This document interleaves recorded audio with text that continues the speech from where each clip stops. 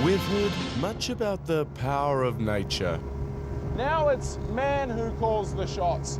We shape this country at our whim, not because we are reckless, but because we have the power.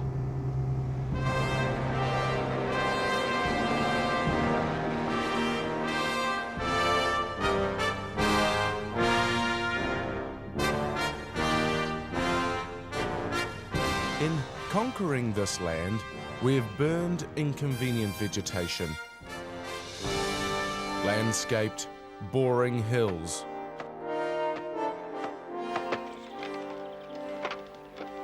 cleared the earth of big, ugly trees, and even created mighty rivers with dams to run the power we need for toothbrushes, crockpots, and weed eaters. We've even drowned towns to make this power. This was Cromwell before the mighty dam was built here in the late 70s. These days it's underwater. Meanwhile, the power generated lights up apartments and P-Labs as far away as Auckland. But we've run out of towns to drown, so now we must look to new technology, like wind farms. Although sheep children and llamas are often killed by these giant propellers, they do provide clean energy. However, when the wind changes direction, they actually suck power out of the national grid. It's now believed that this was the cause of the Great Auckland Power Blackout of 1998. The catastrophe hit during one of the most popular TV shows of the time. Most places fine.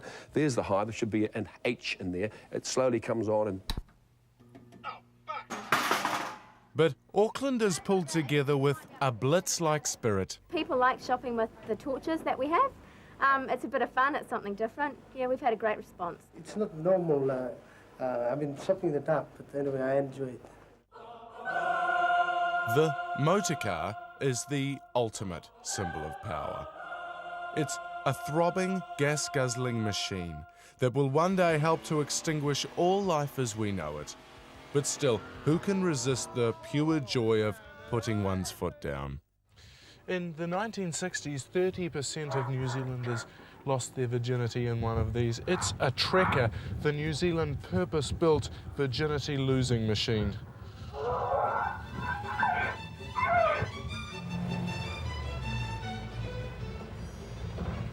All great nations have their automotive icons. The Americans had the Model T, the Australians the Holden, the RX-3 from Japan, but New Zealand had its very own vehicle, and this is it. The Trekker was our most successful locally made car, a two-wheel drive that looked like a four-wheel drive. Some 3,000 of these shonky Skoda SUVs were made in the 60s and 70s. It may have been the most prolific, but the Trekker wasn't our only indigenous automobile. Back in the 1920s, there was the Carlton. It was our first motoring misfire, and only two were made. The Crowther Toiler was another great failure. Named after the man who made it, race car driver Rolly Crowther, it featured gull-wing doors, but it couldn't fly. Commuting around Auckland in these will be fantastic. You'll save all the time on the Harbour Bridge and it'll be great. Today, Alan Gibbs is known for his rich boy toy, the Equator. But in the 1960s, Gibbs was the man behind the ill-fated non-starter, the Anziel Nova.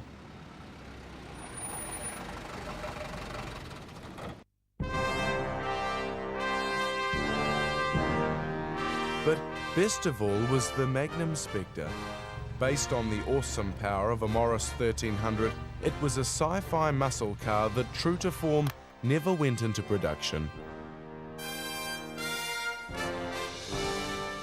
Sadly, the Kiwi car industry never flew, and by the 1980s, imported cars had inundated the country. It helped fuel the firestorm of boy racer culture, but one of our most powerful men was having none of it. The man known as Banksy was on a mission to clean the filth from the streets of Auckland. Auckland Mayor John Banks, Police Minister George Hawkins and his superintendent here to feel the mood of the city. I don't want them to witness vomiting, fighting, dogs, gypsies selling rubbish, urinating and drunkenness. We don't want it. Like the gypsies, the boy racers showed Banks little respect. That's what you say. That's my name. We're selling them 50 cents a pop. We're making a sale tonight. You're making a million, are you? Why do you come here? Heaps of people, the atmosphere, it's good, heaps of cars, nice guys. This is, I don't know, something for us to do. You come in here at what, regularly? It's just to get together, yeah. Somewhere to go, that's what you come here for. Oh yeah, it's a bit of action.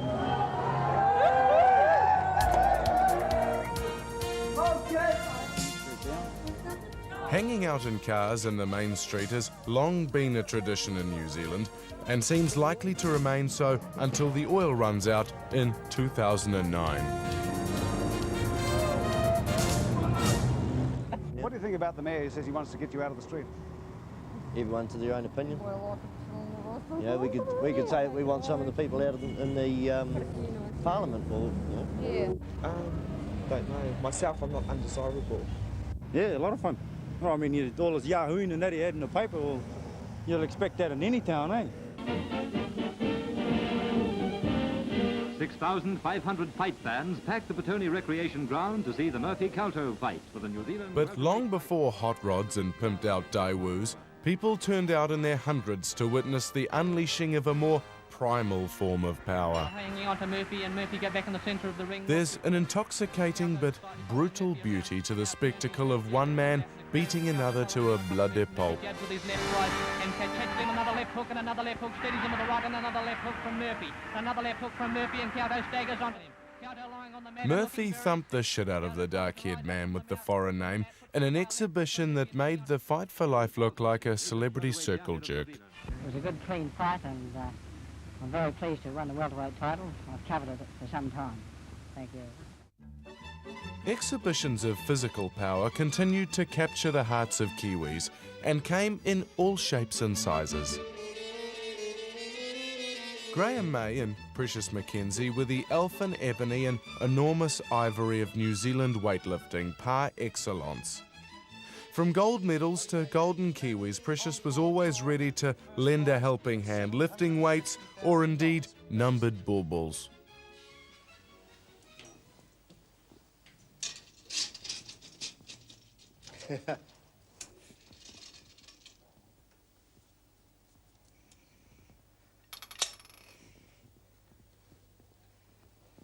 First prize, 101,532. 101,532.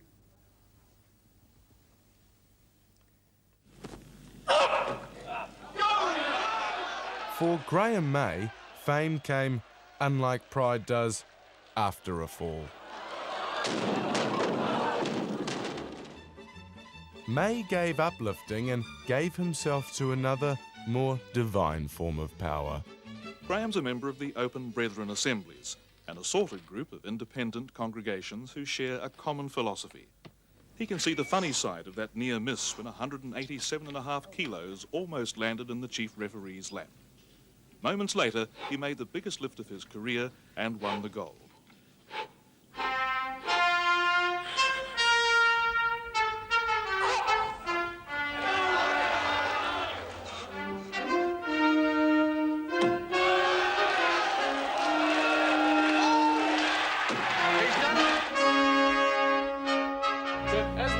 See, power not only corrupts, it corrupts absolutely.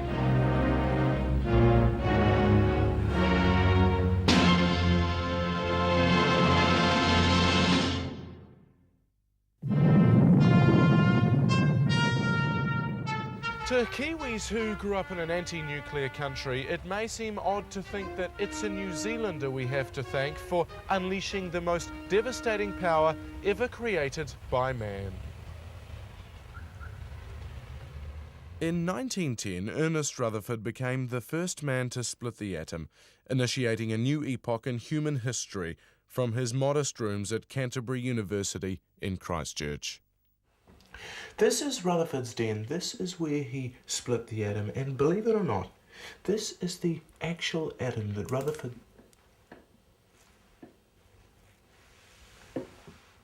Rutherford's breakthrough has long been a source of pride for New Zealanders. However, according to some historians, the Nobel Prize winner should not take all the credit. A lot of the groundwork for Rutherford was laid down by a man called Percival Sleight, a young physicist from Dunedin. Sleight was years ahead of Rutherford in terms of atomic research. He never actually split the atom, but he did manage to fracture it slightly, and this paved the way for Rutherford. Sleight loosened it, in much the same way someone loosens a jam jar, but it's the next person who actually opens it, so he missed all the glory. We may have taken pride in Rutherford's achievement, but years later, New Zealand would want nothing to do with nuclear power. We even sent one of our waterborne symbols of power, the warship Otago, into the Pacific to protest against French nuclear testing. But being Kiwis, we simply stood around and gawped. Then Prime Minister Norman Kirk spoke on the ship's return. It is not dangerous, but it is powerfully effective in that for the first time, other countries and larger countries are having their attention diverted to this particular situation. National figure is our big Norm, the hero of the communists. Big Norm. Kirk was affectionately known as Big Norm, as he was apparently very well endowed. Norman's king of New Zealand, land of lambs, big fat lambs. He was also one of our most powerful leaders and one of the few to die while in office, sparking rumours that the CIA had assassinated him. Bill Rowling took over but was seen as a little weakling. He was ousted by a Kiwi power broker par excellence, Bob Jones. He focused the campaign, or his campaign and the Capital Club's campaign, onto the denigration of me in quite a personal and I felt extremely objectionable way. I must say I regret a lot of it. It was going too far in hindsight. It was intended as ridicule, of course, but it was pretty cruel ridicule. Jones is the quintessential self-made mogul. From State House to state dinners, this property investor went on to become one of the most powerful political dabblers in our political dabbling history. By fighting Rowling, Jones helped get Muldoon into power, and he would rule over us like a crazed Eastern Bloc dictator for years to come. So much so that Jones formed his own party, the New Zealand Party, with the sole aim of ousting Muldoon. What began as a gripe became a crusade, what Bob Jones irreverently refers to as divine political service. And Muldoon was grilled in his post-cabinet press conferences. He said, "Oh, Jones is just having you on." I remember I was in Christchurch and they came to me and said, "He's just said this, so bugger it, so I have to do it now." And didn't enjoy it one little bit. I'm real angry at the moment, real angry. I've just watched television news grossly misrepresented and I've just about had a guts fall. I don't see any point in these meetings anymore. I might be calling it off tomorrow. That's right, that was the words. And I've had a guts fall. So what, you actually seriously considering quitting, or is this just anger? Oh, I'm not going on the tour anymore. What's the point? We'll be coming in pretty slowly. We'll have this rocky theme music playing loudly. No doubt it'll be very quiet because I've stressed that it should be very loud, so I imagine it'll be very quiet and you won't be able to hear it. So I have to go and talk to... Who's in charge of the music? So I can talk Well, we are too, yes. We're clear on the opening of the programme and the music and the sense of atmosphere that you want. You want a spotlight at the top, if you let me tell you, I can tell you what we want, all right? Because it'll save a hell of a lot of time because you keep telling me what we want. His message? Cleanse the country of the government of Sir Robert Muldoon. And then he has become history's greatest ever borrower and, of course, history's greatest ever financial failure. And he will be remembered, in my view, both as a remarkable figure, as he undoubtedly is in our political history, but as the Idi Amin of economics. The plan worked. Like Rowling before him, Jones had a firm hand in Muldoon's downfall. The total vote for National Party and Bob Jones' party exceeded the vote for Labour. So you'd have to say that he made a difference. But you've got to ask yourself, what would happen if he wasn't in the mix, would people have stayed with National, or would their second preference after Bob Jones have been the Labour Party? And I think you'd have to say that a majority of that vote would have gone Labour's way, because people really had enough by 1984. G'day. Last day today? Last day today. All the best for the new year. Many thanks. We'll see you again. Bound to. Anybody who comes in thinking that it's all about power is an idiot. Do you ever feel sorry for them, though? If you took someone apart, did you ever... Well, if you can't stand the heat, get out of the kitchen. It's a tough game. My problem, frankly, is with women MPs. I've still got that old-fashioned idea that you mustn't be unkind to a woman. You know, if she's in trouble, you give her a little pat. Boy, it's a bit difficult to pat some of the present lot. There's nobody here. Hey? There's nobody here. Look at that. There's some... Well, it's a great farewell party. It's not. Well? Yep. Good luck. Happy retirement, Rob. So tell him to stop clapping now. Cheers. He's a jolly good fellow, for he's a jolly good fellow, for he's a jolly good fellow. And so say all of us. Hooray! Hooray! Sir Robert. Cheers. Robert. You know, to be perfectly correct these days, shouldn't you say it? Sir Robert. On his death in 1992, Muldoon received one of the true trophies of power. He was given a state funeral. But Piggy, as he was affectionately known, had already been given another great honour. Mr Muldoon's always been well known as having a good head for money matters, and an Auckland businessman seems to be proving that his reputation is well deserved. The piggy bank sold in the thousands and is still the most successful icon of its type ever made. Say hello, Winston. Years later, the Paul Holmes and Winston Peters dog chews came on the market, but sales were disappointing. Most people gave them to their dogs, but I didn't. While Winston Peters had his face immortalised in latex, our truly great Maori leaders have had their faces immortalised in moko. One such leader was Tu Hawaiki, King of the Bluff. He was also known, though much more widely, as Bloody Jack, simply because of his long association with whalers and sealers out of Port Jackson and his persistent use of the Australian adjective. Bloody Jack's story was the basis of an animated film strip recently discovered by the Film Archive.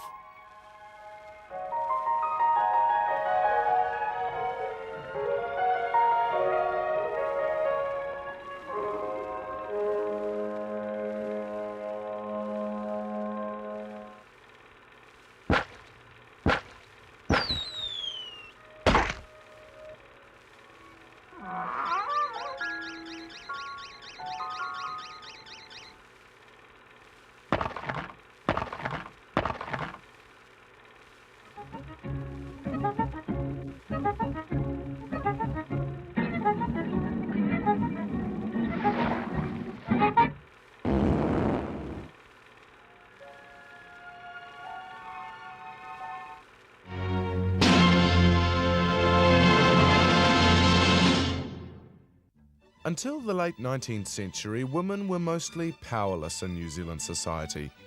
The only females allowed in Parliament were prostitutes known as chamber whores. But in 1893, New Zealand made history by becoming the first country in the world to give women the vote. It was girl power long before the Spice Girls. Much is made of the fact that New Zealand was the first country in the world to give women the vote. What is often overlooked is the fact that the same legislation also gave the vote to dogs and sheep. Sweeping changes resulted in a bewildered electorate. The confusion peaked in 1897 when a dog was elected to Parliament. Records show the Terrier Cross attended 3 cabinet meetings before being stood down. This is Frankie, the great-great-great-great-great-great-grandpup of our only parliamentary pooch.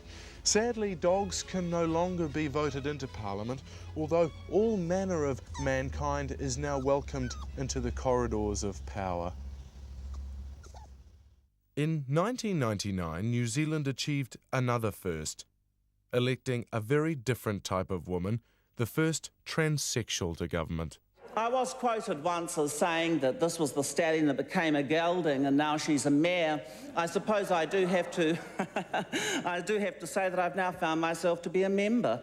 And For the media, she was an object of curiosity, and Genevieve Westcott couldn't help herself.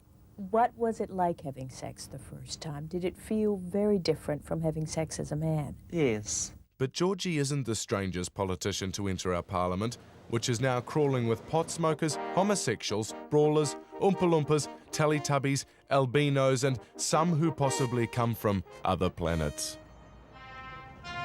There's little doubt that many powerful forces have played their part in forging New Zealand. Whether it be the forces of nature or the follies of man, power in all its forms has defined this country, our Aotearoa, land of power.